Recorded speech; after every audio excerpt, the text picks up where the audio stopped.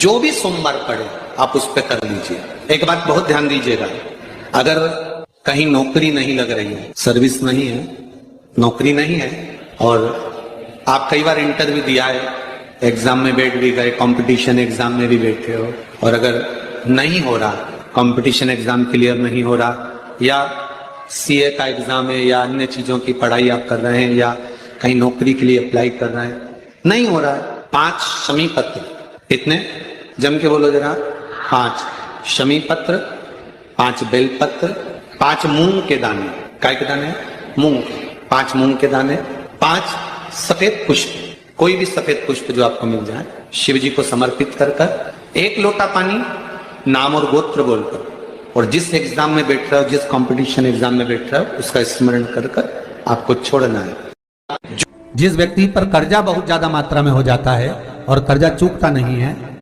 तो में अगर कोई श्रेष्ठ वृक्ष माना गया है तो वो बट का वृक्ष माना गया। कर्जा मुक्ति के लिए सारे वृक्षों में अगर कोई श्रेष्ठ वृक्ष माना गया है तो वो बट का वृक्ष माना गया महाराज। इसलिए प्रशासनिक कार्य के लिए, मानसिक टेंशन में, परेशानियों में बटकेश्वर महादेव का स्मरण किया जाता है। और यदि निवेदन करूंगा, बहुत ज्यादा यदि आपको कर्जा हो गया है, बहुत ज्यादा कर्जा हो गया और वो कर्जा चूक ही नहीं रहा, तो थोड़े दिन बड़ के पेड़ के नीचे आप बटकेश्वर महादेव के लिए 1 लोटा पानी, उसमें थोड़ा सा पिसा हुआ चावल पीस के गला लेना, चावल को और पीस लेना, पीस के उस पानी में मिला लेना, और मिलाकर उसमें थोड़ी सी हल्दी पिसी हुई डालकर बटकेश्वर महादेव के नाम से बड़ के पेड़ के नीचे अपनी कामना कर कर जो कर्जा हुआ है उस कर्जे का भान देते हुए, स्मरण देते हुए छोड़ दीजिए महाराज। 2 या 3 सोमवार एक ही जगह पर करना, 3 सोमवार बाद वहीं से बड़ के पेड़ की थोड़ी सी जड़ उठा लाना, और उस जड़ को एक कोई धागे में बांधकर या तो अपनी गले में डाल लो या अपनी जेब में पटक लो, उसको थोड़े दिन पटक कर रखना, लगभग 2 से 3 महीना पटक कर रखो। वो जड़ जैसे बड़ का पेड़ विस्तार होता है, पानी गिरे ना गिरे, जल वृष्टि हो ना हो, गर्मी पड़े ना पड़े, उसको कोई फर्क नहीं पड़ता, बड़ का वृक्ष आप रूप फैलता जाता है, उसकी जड़ें अपने आप प्रबल होती है। उसी तरह ये बटकेश्वर महादेव कहीं से भी अगर जड़ आपके पास में रखी है 1 महीना, 2 महीना, 3 महीना तक, तो ये जड़ अपने आप लक्ष्मी को पकड़कर खींच कर लाती है और कर्जे से मुक्त कर देती। बटकेश्वर महादेव का स्मरण सुख का देना हो। सोमवार को 3 नियम बना लो। जिस दिन मेरा भोले बाबा तुम पर कृपा कर दे, उस दिन सोमवार का एक नियम बनाओ कि महीने का 1 सोमवार मुझे ऐसा करना है, 3 नियम धारण करना है महीने के सोमवार को। पहला, सुबेरे जाकर शंकर भगवान को 1 लोटा जल चढ़ाना है। दूसरा, दोपहर के समय पर जाकर मुझे बेलपत्री के वृक्ष के नीचे एक चावल का दाना रखकर बेलपत्री की 7, 11, 21, 108, 51 जितनी परिक्रमा आप लगा सकते हो वो लगाना है।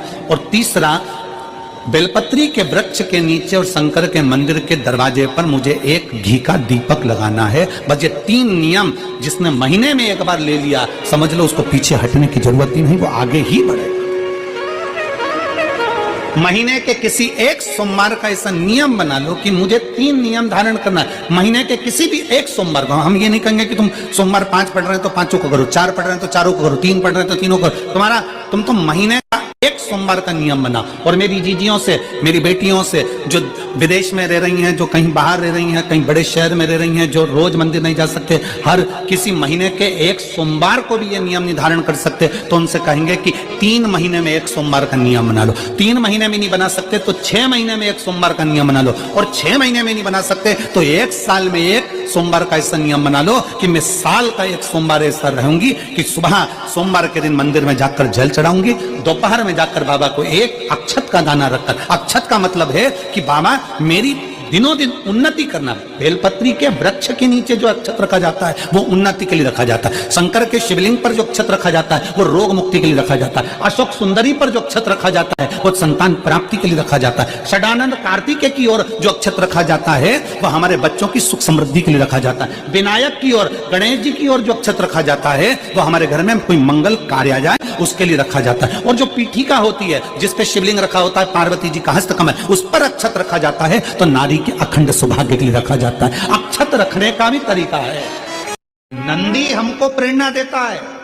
शंकर भगवान के मंदिर में जो नंदी की स्थापना होती है शिव मंदिर के बाहर, वह हमको प्रेरणा देता है कि इधर उधर ना झांकते हुए शंकर पर दृष्टि लगा लो, वो तुम्हारी सृष्टि बदल देगा, वो तुम्हारी जिंदगी बदल देगा। वो नंदी सीख। पर हमारी आदत बुरी है। हम मंदिर जाते हैं तो 10 जगह पर ध्यान लगाते हैं। हम कथा में भी जाएंगे तो 50 जगह हमारा ध्यान जाएगा। अगर मंदिर भी जाएंगे तो 50 जगह ध्यान जाएगा। तीर्थ जाएंगे तो 50 जगह ध्यान। पाप हमारे माथे चढ़ता चले जाता है। निंदा करने वाला, जिसकी हम निंदा कर रहे हैं उसका पाप। एक कथा पहले कही थी, आप लोगों के स्मरण में होगा। एक राजा को एक बीमारी लग गई, पूरा शरीर टपक रहा है, गिर रहा है, पूरा शरीर टपक रहा है, गिर रहा है। बड़ी भयंकर बीमारी, गल गल कर शरीर नीचे गिर रहा था। राजा ने सारे वेदों को दिखाया, सारे डॉक्टरों को दिखाया, पर राजा का शरीर ठीक नहीं हुआ। आखिरी में राजा ने विचार कर अब करूं तो करूं क्या। गुरु जी के पास गया, गुरुदेव मेरे शरीर में एक रोग लग गया, शरीर टपक टपक कर जमीन पर गिर रहा है। गुरुदेव मेरा शरीर गल रहा है, गुरुजी आप बताओ, कुछ अच्छा बता दीजिए। गुरुजी ने कहा, राजन तेरा शरीर गिर रहा है? हाँ। टपक रहा है? हाँ। शरीर गल रहा है? हाँ। राजन तेरा भाई था ना, वो तो मर गया, भाभी कहां है? घर में। राजन एक काम कर,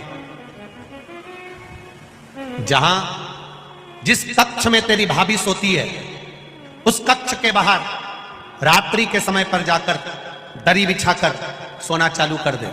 किसी को बताना मती, किसी को बोलना मती, किसी से कुछ कहना मती, बस भाभी के कमरे के बाहर जाकर सोना चालू कर दे। ठीक है महाराज, इससे अच्छा हो जाऊंगा? बिल्कुल अच्छा हो जाएगा, जा सो।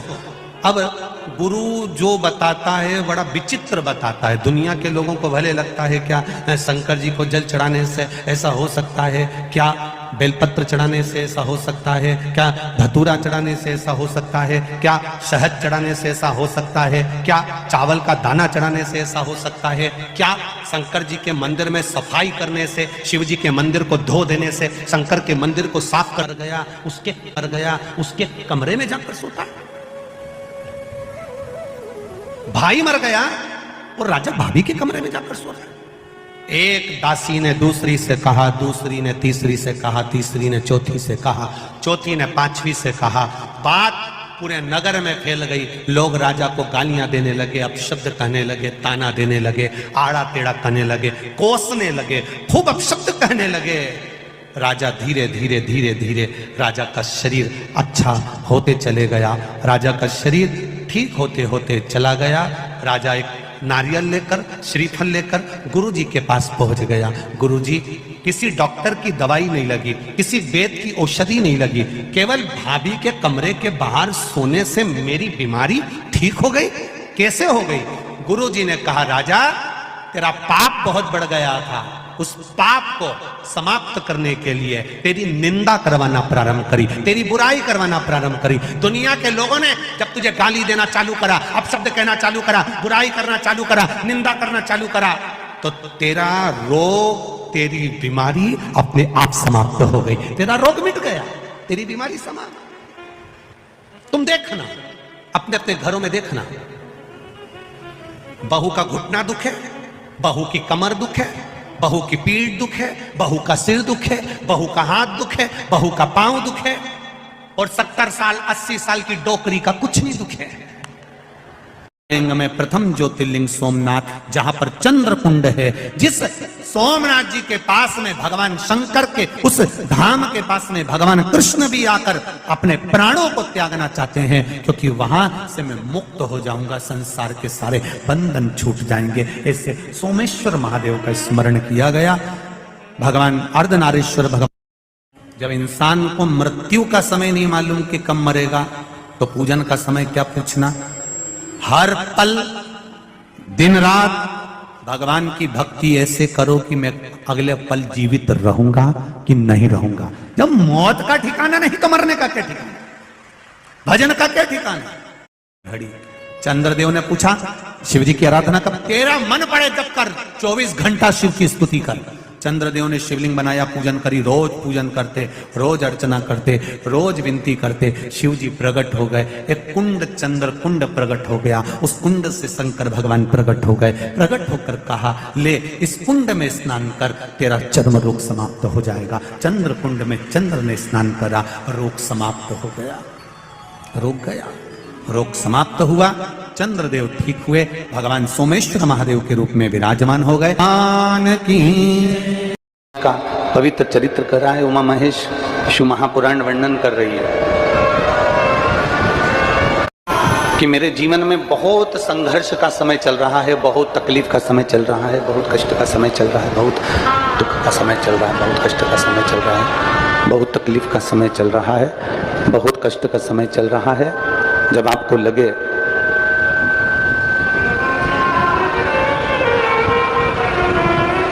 जब आपको महसूस होने लगे कि बहुत कष्ट का समय है, बहुत तकलीफ का समय है, बहुत कष्टप्रद समय चल रहा है, शिव महापुराण की कथा कहती है 2 बेलपत्र,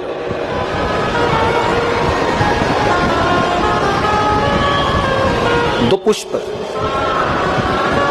एक बेलपत्र पर श्वेत पुष्प और एक बेलपत्र पर लाल पुष्प। जिस समय दुख की घड़ी चल रही हो, तकलीफ की घड़ी चल रही हो, कष्ट की घड़ी चल रही हो, बहुत तकलीफ हो जीवन में चल रही हो,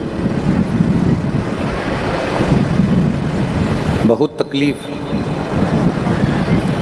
जब जिंदगी में चल रही हो, उस समय पर 2 बेलपत्र और 2 पुष्प,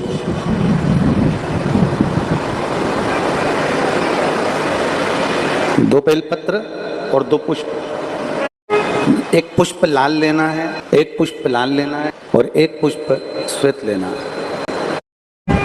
जो लाल पुष्प वाला बेलपत्र है उसको अशोक सुंदरी वाली जगह पर समर्पित करना है, और श्वेत पुष्प वाला जो बेलपत्र है, सफेद पुष्प वाला जो बेलपत्र है, उसको भगवान शंकर का जो शिवलिंग है, भगवान शिव का जो शिवलिंग है उस पर समर्पित करना।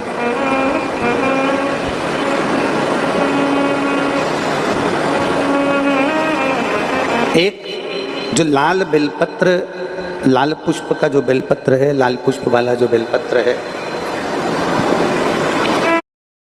अशोक सुंदरी वाली जगह पर, और श्वेत पुष्प का जो बेलपत्र है वो सफेद पुष्प वाला बेलपत्र भगवान शंकर के शिवलिंग पर समर्पित।